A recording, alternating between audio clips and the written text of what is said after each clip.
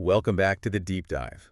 Today, we are opening a file that I think keeps a lot of hospital administrators awake at night, but honestly, it's keeping the people at the bedside awake for Yeah. totally different reasons. Yeah.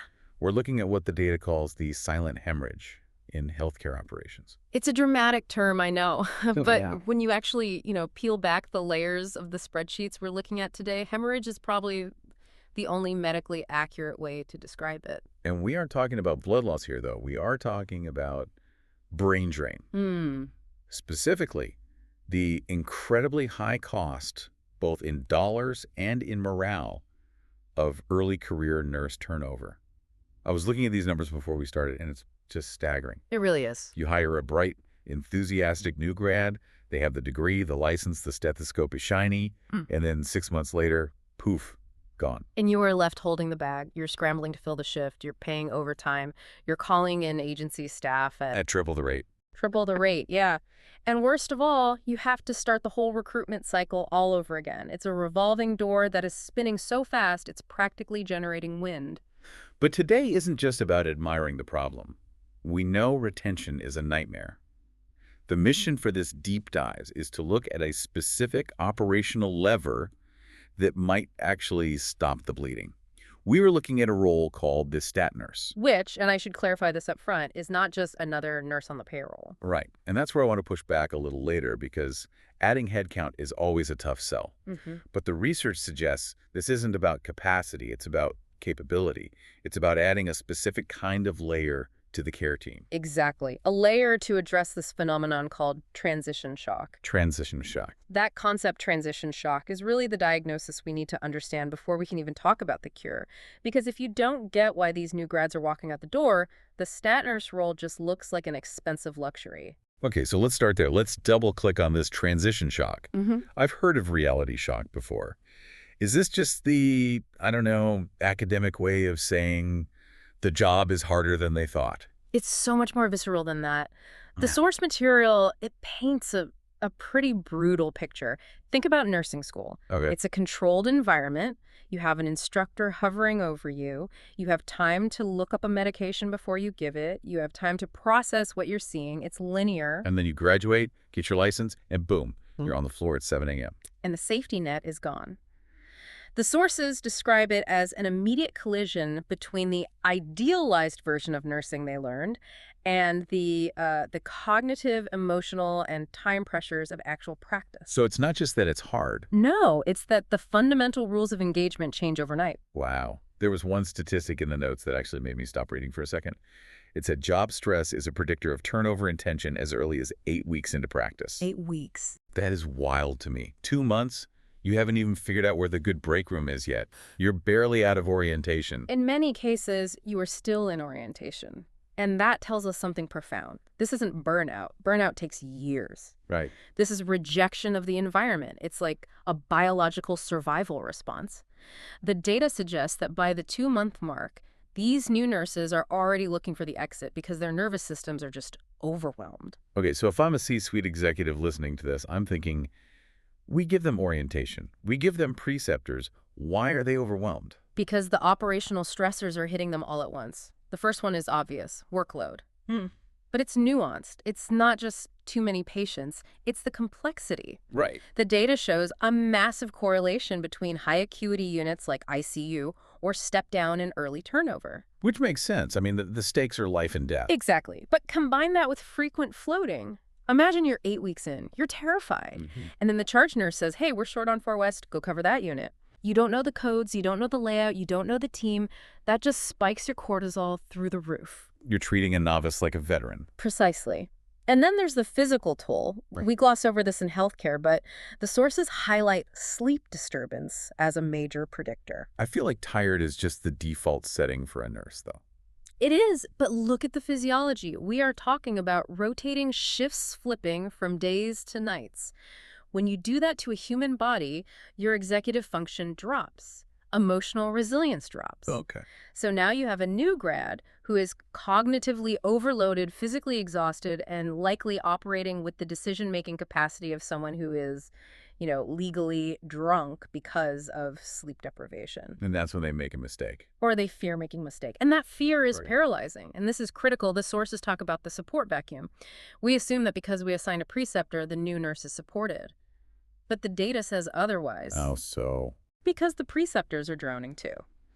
If my preceptor has a full patient load and I have a question about a complex drip, I look over and see them running down the hall with a crash cart. You're not going to ask. I'm not going to ask. I'm going to stay silent. And that silence is where the unsafe and anxious feeling just festers. That phrase, unsafe and anxious, came up a few times in the reading, and that just seems like a recipe for disaster.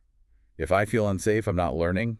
I'm just trying to survive the shift. You're in fight or flight mode for 12 hours straight, and this bridges us perfectly into the second part of the diagnosis, the culture. Because it's not just the work that's hard, it's the environment. The sources mentioned incivility, which feels like a very polite HR term for what happens on some hospital floors. It is. We're talking about bullying. We're talking about that eat their young mentality. But I want to be careful not to just blame the veteran nurses here. The sources point out that this incivility is often a symptom of the system. Meaning everyone is just so stressed that they snap at each other. Right. But for a new grad, that snap is devastating. The data talks about limited autonomy and a lack of voice. If you raise a concern about a patient and a doctor dismisses you, or a senior nurse rolls their eyes because you asked a stupid question, you learn very quickly to shut up. That's the hidden curriculum. School teaches you to be an advocate. The hospital teaches you to keep your head down. And that cognitive dissonance creates what the research calls the effort-reward imbalance. It's not just about pay, though, that matters. It's about, I am killing myself, I am terrified, I am being treated poorly, and I see no path for professional growth. Why would I stay? So let's synthesize the diagnosis here. We have a new nurse. They are 8 weeks in. They are sleep deprived. They're managing high acuity patients with a preceptor who is too busy to help. They're terrified of killing someone, and the culture makes them feel small. And the hospital administration is shocked when they hand in their resignation letter at month 6. Okay, so that's the silent hemorrhage. It's expensive, and frankly, it sounds dangerous for patients. Yeah. Now let's pivot to the fix. The stat nurse. The stat nurse. I have to play the skeptic here immediately. I'm looking at the operational definition you provided. This is a nurse who does not take a patient assignment. Correct. Okay, if I'm a CFO, my eye just twitched. Yeah. You want me to pay a full nursing salary, benefits, and all for someone who isn't billing, isn't reducing the patient ratio, and isn't directly assigned to revenue-generating beds? That looks like pure overhead. I get that reaction. It's the standard administrative reflex. But you have to look at what this role actually does. The stat nurse isn't extra. They are a force multiplier. Break that down. What does a force multiplier look like on a Tuesday night at 2 a.m.? Okay, let's go back to our new grad. It's 2 a.m. Their patient's blood pressure is soft. Heart rate is creeping up. The nurse has that gut feeling something is wrong, but they aren't sure. Right. In the old model, they might hesitate to call the doctor because they don't want to look incompetent. They might look for their preceptor who's busy, so they wait. And the patient crashes. And then it's a code blue. Chaos. ICU transfer. Massive cost. Massive trauma for the nurse. Okay, now replay it with the stat nurse. With a stat nurse, that new grad has a dedicated resource. They pick up the phone and call the stat nurse. This is a highly experienced clinician whose entire job is to respond to, I'm not sure. The stat nurse comes to the bedside immediately. They don't take over. They stand next to the new grad. They say, okay, talk me through what you're seeing. So they are doing bedside mentoring in real time. Yes. They validate the concern. You're right, this pressure is drifting. Let's try a bolus. Let's get the labs. They guide the intervention. They effectively bridge the gap between school theory and clinical reality. That seems like it addresses the safety. They do. But think about the brain power required to manage a crashing patient. It's immense. If you are new, it's overwhelming. The stat nurse steps in and says, I'll handle the logistics, you focus on the patient, or I'll help you titrate these meds. So they buffer the stress. They buffer the stress. So even though the staffing ratio hasn't changed on paper, the effective workload for that new nurse has just been cut in half during the crisis. It prevents the drowning sensation. Exactly. And this is where the culture piece comes in. The stat nurse is not a manager. They aren't writing you up. They aren't grading you. They are there purely to support. That changes the power dynamic completely. It does. It fosters psychological safety. It tells the new nurses, we know this is hard, so we put someone here specifically to help you. That creates a culture where asking for help is seen as a strength, not a weakness. Which combats the incivility we talked about. It gives the new nurse a voice. Yes. If the stat nurse agrees with you, you feel empowered to talk to the physician. You gain autonomy through competence. You stop feeling like an imposter and start feeling like a clinician. Okay, so I see the operational value. It's better care, safer nurses, better culture. But I'm going to drag you back to the finance office. We still have to pay for this role. How do we justify the ROI? The math is actually pretty straightforward if you look at the cost of turnover. Estimates vary, but replacing a specialized nurse, recruiting, onboarding, training, the productivity ramp up, it costs the hospital anywhere from $80,000 to over $100,000 per nurse. So one nurse walking out the door is a $100K hit. Correct. Now, let's say you pay a stat nurse $100K a year. If that stat nurse prevents one new grad from quitting, they have broken even. Wow. If they prevent two, the hospital is in the black. And that's not even factoring in agency costs. Exactly. If you have a hole in the schedule because someone quit, you're plugging it with a travel nurse who costs $150 an hour. If the stat nurse keeps your core staff stable, your agency spend plummets. Retention is revenue protection. It's interesting. We always look at revenue as bringing more patients in, but in this case, the leak in the bucket is so big that patching it is more profitable than turning up the hose. That's the perfect analogy. You can recruit all you want, but if you lose them in 8 months because of transition shock, you are just setting money on fire. The stat nurse is the patch. It also seems like an investment in your future leadership pipeline. It is. The new grads you save today are your charge nurses in 3 years. They are your preceptors in 5 years. And because they were supported, they are likely to perpetuate that supportive culture. You are breaking the cycle of nurses eat their young. I want to touch on one more thing from the source material, the failure to rescue. We talked about this briefly, but this is a huge liability issue for hospitals. Oh, it is. Failure to rescue means a patient deteriorated, and the team missed the signs until it was too late. This is a top cause of malpractice suits and sentinel events. And new grads are naturally at higher risk for this because they lack the pattern recognition. They don't have the spidey sense yet. The stat nurse provides that external pattern recognition. By catching those deteriorations, early clinical escalation, they aren't just saving the nurse from burnout. They are literally saving the hospital from lawsuits and, more importantly, saving patient lives. So the business case is reduced turnover costs, reduced agency spend, reduced liability risk, and improved patient outcomes. When you stack it all up, the question isn't, can we afford a stat nurse? It's, can we afford the liability and turnover of not having one? It really challenges the traditional definition of efficiency.